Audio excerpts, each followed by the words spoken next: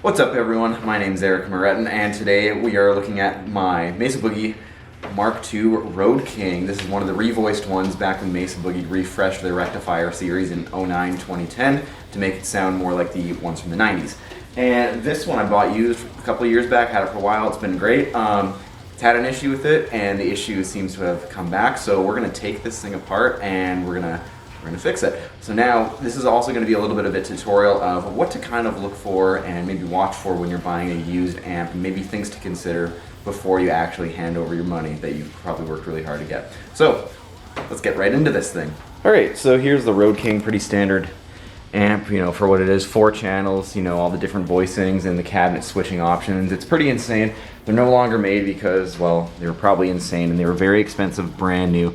And especially when you're trying to fix these things, like, you got to take some extra steps to actually fixing it and making it work depending on what the issue is. So luckily this issue I've already fixed before and it kind of came back due to my own little bit of idiocy. So when I bought this brand new, this channel 1 reverb wasn't working as from what the owner said, and I said, yeah, whatever, you know, I'll just use my digital effects, that's no big deal. But then I thought maybe I can try and fix this and just kind of take a stab at it. So same issue as before. The potentiometer moving in and out. It's hard to see with my big hands in the way. That shouldn't be happening. I mean, there's no push-pull function on this amp, so that's a dead giveaway, like that something is up with that potentiometer. And that's when I started realizing like maybe it's not like a circuit board issue, maybe it's just a pot. So hopefully it's still that, and it probably still is. So we'll take it apart and show you what the inside of a Road King looks like. It's insane. So buckle up, and maybe this will be a little bit of a tutorial for you to maybe diagnose some small issues on an amp if you buy one used, especially when the pot here is doing a push-pull thing when this amp has no push-pull functions, and let alone many amps don't have any push-pull functions. So dead giveaway that hopefully the issue, if you run into something like this, is pretty simple. So let's get right into this. Alright, first thing you want to do, get rid of the tube covering here just so you can pull the chassis out, which is something you're going to have to do because this is an internal issue. It's not like changing tubes, which is pretty easy. Next thing you do, just clean it up, get rid of all the dust. You know, that's something I like to do anyways when I work with my own amps. Then, next up is the fun part, flip it over. What we're gonna do is unscrew this section here on both sides. That holds the chassis in place, and we're just gonna slide it out just a little bit. All right, the chassis screws that hold the chassis to the head shell are out, and now the next thing, the reverb is also connected to the board here, and so I'm gonna have to disconnect that, and instead of me trying to like monkey around with like moving my hand through all the tubes and everything, just take the tubes out and make sure you know where they're going, like, because that's the one thing you want, because all of these tubes are going to be in matched pairs, whether they're the outside and the inside together, or 1 and 3, 2 and 4 for the two power amp sections. EL34s, you can't really mess them up on this one because there's only 2, but the 6L6s, just make sure you know where they're going. And the rectifier tubes, just throw them in there. They're basically just there for show. I mean, you know, the Mesa Boogie on the new bad line, they just don't even have rectifier tubes because all the rectification is basically just done with silicon diodes instead of tubes. So there's different ways of doing it. Yeah, take the tubes out and get to anything else that has to get disconnected so you can actually pull the chassis out. So, okay, this is what taking out a tube looks like. It's super easy. It's same thing as installing them. It goes the exact same way. Got these little tabs down here. You want to push down and take a rag that I got here, and then you want to grab the tube and just gently kind of wiggle its way out. You want to use a rag because all your fingers, they have oils on them and all different kinds of greases, and if you start touching the tube and you forget to clean it off, it's going to create like another heat spot as well, because obviously grease will heat up as well and your fingerprints, so you might get a little less tube life out of that, and you actually might wear your tubes out faster. So just clean up your tubes just like light bulbs. You know, you want to put them in and wipe them off with a rag when you're changing your lights in your house or whatever. So push them down, take it out, easy peasy. So then you just do that until all the power tubes are done. Tubes are out, give it a quick dust, unplug the reverb, so just make sure you know where all those go, and then we're just going to take this chassis out. Go from the front and the back and just push ever so slightly, or if the chassis is already out a little bit, just take the 2 ends on the side here, slowly pull it back, making sure you're not going to mess up any cables. And there we go. That's what an empty head shell looks like. I'm going to get rid of it and then show you what the insides of this Road King looks like. Alright, this is what the Road King internals look like. They look insane. I would not want to be a full-time amp repair guy trying to fix these things. Looks insane. Especially when you get to something where like the board fries are part of the board fries and like maybe some of these resistors and capacitors blow and like... Hefty no thank you. It's not that easy of just replacing one part, you know, especially when you're getting to the circuit board stuff and thinking that your amp's going to be good. Luckily with my Mark V, I had an issue where it wasn't turning on. It was just a rectifier tube went, so I just put in a new tube and it was good. But same thing, when I looked at this for the first time on my Mark V, I just didn't even know where to start. It was insane. So yeah, if you don't know what you're doing, don't start poking around and monkeying around with this stuff because you might do more harm than good. Something like this is up in my wheelhouse, so I feel pretty confident trying to tackle it. As you can see here, the insides of the pot, you can see it a little bit more than you should on like a volume pot on a guitar. So I'll just take it apart and then loosen it up and fix it, and that should be good to go. Then we'll be back to having onboard reverb. Let's do this. Alright, all the washers are off on all the channels here on the back side here.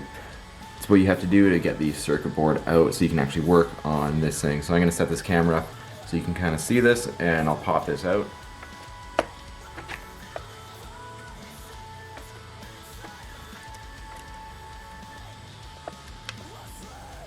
Alright, there is the pot. As you can see, these tabs here, you got to clamp them down so the whole pot is itself again, so that it holds. So what I like to do is, I got these channel locks here, these C-clamps here.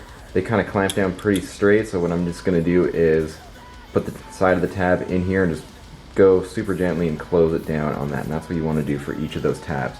It's going to clamp it square, and that's what you want, and nothing's going to be kind of out of the ordinary. What you want to do here is take the channel locks, and then what I end up finding out works really well is just going over it.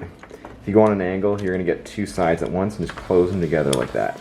Alright, everything is bolted up as it should be, kind of back to where we first started. Now, channel 2, there's a start and an end point on the reverb. Channel 1, there's a start and an end point, and it only pulls a little bit. That's just kind of normal, but a start and an end point is what you want. So yeah, we're going to be good to go. I'm going to slap this back in the chassis, and then we're going to be good to testing this and making sure the reverb works. Here we go. Alright, now here is the back of the Road King all lit up here, minus those two rectifier tubes down here, which is normal for rectifier tubes. So if you're buying a Mesa and you see the rectifier tubes not lighting up or anything, that's totally normal. Yeah, not every day you see an amp with this many tubes still kicking it. So yeah, do a quick test, make sure the reverb works, and then we are out of here. Okay, got the guitar here. It's my Dime Slime inspired LSL. Into the Road King, straight in, no pedals or anything, on the clean channel, into the load box, into my interface, into the computer.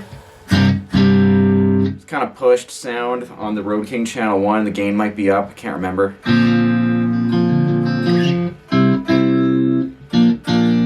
You know, clean enough for what a Mesa pushed clean will be, right now anyways. Let's crank the reverb, and let's see if we fix the problem.